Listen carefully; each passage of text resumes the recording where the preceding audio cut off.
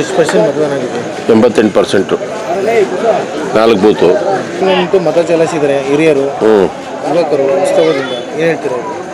ಅವರಿಗೆಲ್ಲ ಅಭಿನಂದನೆಗಳನ್ನು ಸಲ್ಲಿಸ್ತೀವಿ. ನಿಖಿಲ್ ಕುಮಾರಸ್ವಾಮಿ ಅವರಿಗೆ ಒಳ್ಳೆ ಲೀಡ್ ಬರುತ್ತೆ.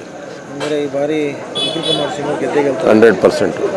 ಅವರು ಗೆದ್ದಿ ಆದರೆ ನಿಮ್ಮ ಏನು ಕನ್ಸ್ಕೊಂಡಿದ್ದಾರೆ ಕಾಮಗಾರಿ ಕೆಲಸ? ಚನ್ನಪಟ್ಟಣದ ಅಭಿವೃದ್ಧಿ ಮಾಡ್ತಾರೆ, ಯುವಕರಿದ್ದಾರೆ, ಜ್ಞಾಪಕ ಶಕ್ತಿ ಇದೆ ಚೆನ್ನಾಗಿ, ಬೆಳೀತಾರೆ. ಈಗ 2 ಸಾರಿ ಸೋತಿದ್ದಾರೆ ಪಾಪ, 3ನೇ ಸಾರಿ ಗೆದ್ದರೆ ಅವ್ರಿಗೂ ಒಂದು ಸ್ಪಿರಿಟ್ ಬರುತ್ತೆ. ವಿಧಾನಸಭೆಗೆ ಅಂಥವ್ರು ಹೋಗಬೇಕು, ಒಳ್ಳೆ ವಾಕ್ಚಾತುರ್ಯ ಇದೆ, ಅಂಥವ್ರು ಹೋಗ್ಬೇಕು ವಿಧಾನಸಭೆಗೆ ಅಂತ ನಮ್ಮ ಆಸೆ.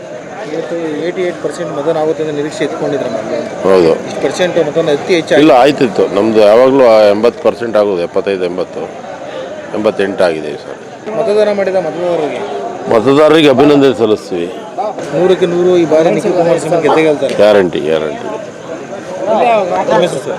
ವೆಂಕಟೇಶ್ ಅಂತ ಮಾಜಿ ತಾಲೂಕು ಪಂಚಾಯತ್ ಸದಸ್ಯ. ಚೆನ್ನಾಗಿ ವೋಟಿಂಗ್ ಮಾಡಿದ್ದಾರೆ, ಚೆನ್ನಾಗಿ ವೋಟಿಂಗ್ ಆಗಿದೆ.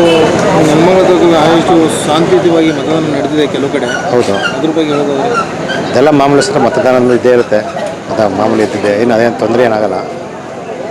ನಿಖಿಲ್ ಕುಮಾರಸ್ವಾಮಿ ಅವರು ಗೆದ್ದರೆ ನಿಮ್ಮ ಗ್ರಾಮಕ್ಕೆ ಏನು ಮಾಡಬೇಕು ಅಂತ ಅನ್ಸ್ಕೊಂಡಿದ್ದೀವಿ?